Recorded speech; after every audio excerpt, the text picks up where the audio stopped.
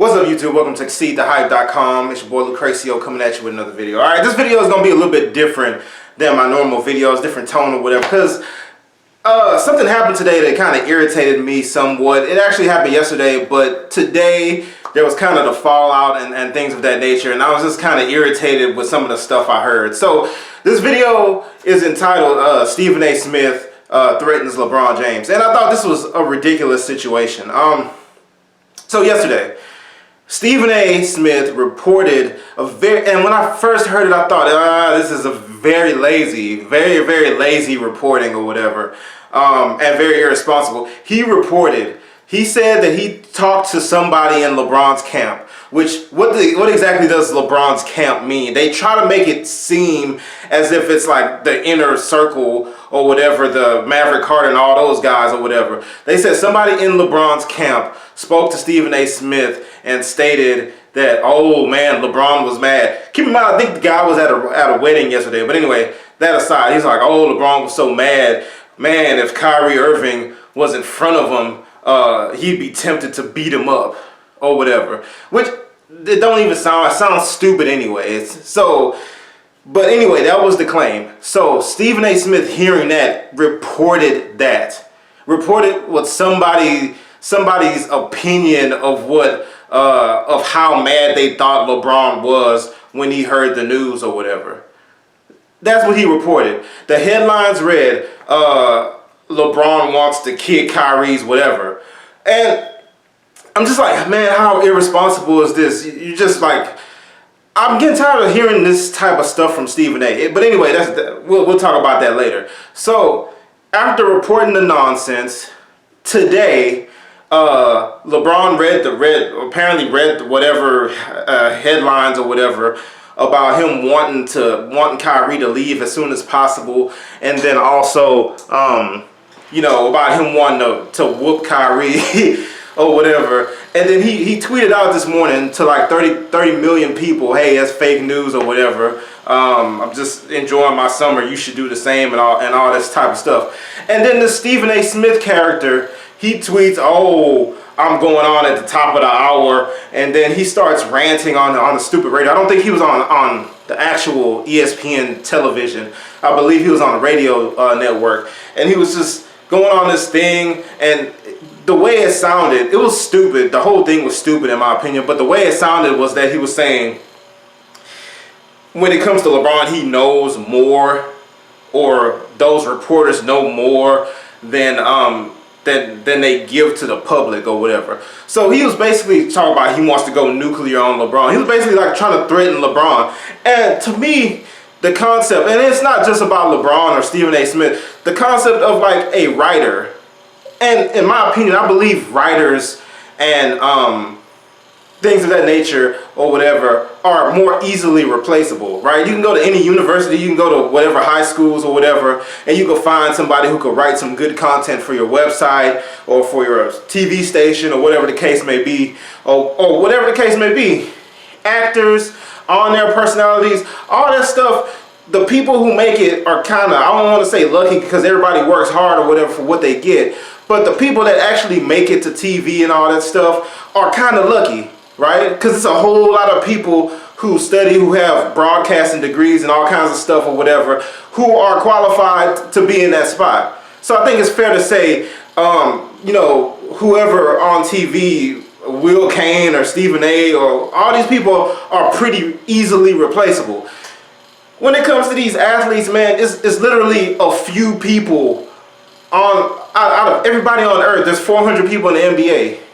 And then of the 400 or whatever, however many people are in the NBA, there's like a few players. It's LeBron, it's Steph Curry, Kevin Durant, Kawhi Leonard. It's a few players who are like on that star who stand out amongst the best or whatever.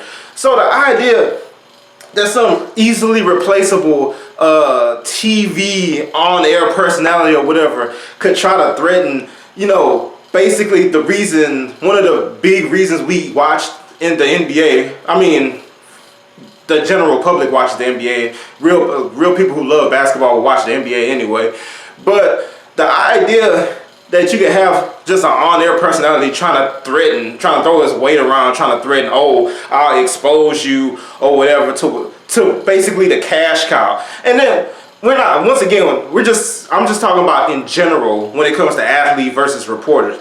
Okay, let's take it up a notch. When you talk about a replaceable, washed up type of reporter versus like the cash cow of the NBA. Let's talk about ESPN for 1 second. And not even just ESPN. ESPN and the competition or whatever, Fox Sports or whatever. Both of their morning shows, they both, a big part of their audience comes from their morning debate shows or whatever, where people just get on TV, writers, columnists or whatever, get on TV, sit around the table and babble on about this and that. Okay, and that's fine. It's very entertaining. A lot of people watch it. I'm not gonna sit here and act like I don't watch First Take or whatever. I enjoy First Take. I listen to it or whatever. But the idea that, okay, let's talk about how the show goes. Every day, there's two main topics on either one or any debate show that really goes on. The first one, they start off on the A block of their programming every day. LeBron did something. LeBron sneezed on Instagram. LeBron did some crap, but everything, it always begins with LeBron. Now, it was LeBron and Kyrie. Before that, it was like, is LeBron going to the Lakers? Before that, it was like, is LeBron going to the San Antonio Spurs? Before that, it was like, oh, did LeBron loses in the finals? Before that, oh, is LeBron the greatest of all time? It always begins with LeBron, and then the next thing, as the year turns or whatever, and it gets closer to football season, then it's the Cowboys this, Cowboys that, Cowboys this, a little bit of the Patriots in there, but the Cowboys. They base their characters around whether or not this person hates or loves the Cowboys, or this person likes or hates LeBron or whatever. Everything they do is based around those two subjects.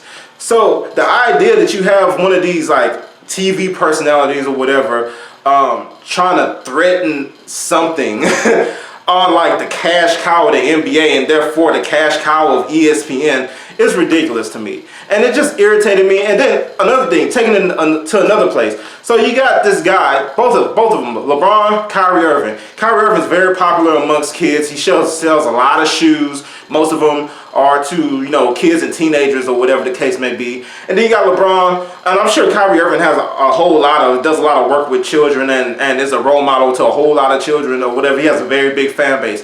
You talk about LeBron. LeBron dedicates a big portion of his time and money to like kids and the I Promise program and you know, funding kids college tuition and for scholarships, all this crap. And a big part of what he does is based on the idea that he's the role model. He accepts it, right? Why would you want to have some crap like that, some nonsense like that about physical violence and bullying a teammate, talking about you want to whoop that teammate or whatever? Why would you want to attach that to somebody who like does so much work with kids and who would not want that associated with them, that type of bullying? Because you look at LeBron, 6'10", and Kyrie Irving, he's listed as 6'2", but when you see him stand next to Steph Curry, he looks a lot smaller than Steph Curry. Like, it just doesn't work. And to me, it's just completely irresponsible. And I get tired, and Stephen A. does that a lot. He did that with Kevin Durant as well, where he was talking about, you don't want to make an enemy out of me and this and that or whatever, looking at the screen all dramatic and all that. And I understand a lot of that is just a show for the audience or whatever who eats that nonsense up. But at the same time, I'm just uncomfortable with the idea of one of these broadcasters, reporters or whatever, trying to threaten the athletes when the athletes are the reason that you have a job, basically. Like, that's my whole thing. I just don't understand that, and I get tired of hearing that. And then today, when you talk about trying to talk about exposing somebody's personal business or whatever and going nuclear on them as if they're supposed to be afraid, it just kind of rubbed me the wrong way. Because I absolutely don't want to hear that type of mess from Stephen A. Smith or anybody. I mean, we just finally got rid of Skip Bayless on TV every morning dissing basically the cash cow of ESPN and the NBA. Every day, the act never changed. It's the same nonsense every day. And then, you know, Stephen A. is of that same ilk too. And, you know, you get tired of hearing that type of nonsense, that kind of irresponsible journalism. and stuff just to get headlines or whatever, or just to have a story. I understand it's the summer, but I feel like he could do better than that. There's people, El Hassan is somebody I listen to on ESPN a lot. People who, even Brian Windhorst or whatever, who talk about basketball, who are knowledgeable, and who actually have like real stories, who's just not making up nonsense and whatever just to draw interest. But anyway, that's my whole thing with Stephen A. I thought it was completely inappropriate for him to report that, first of all, and then to try to threaten somebody after.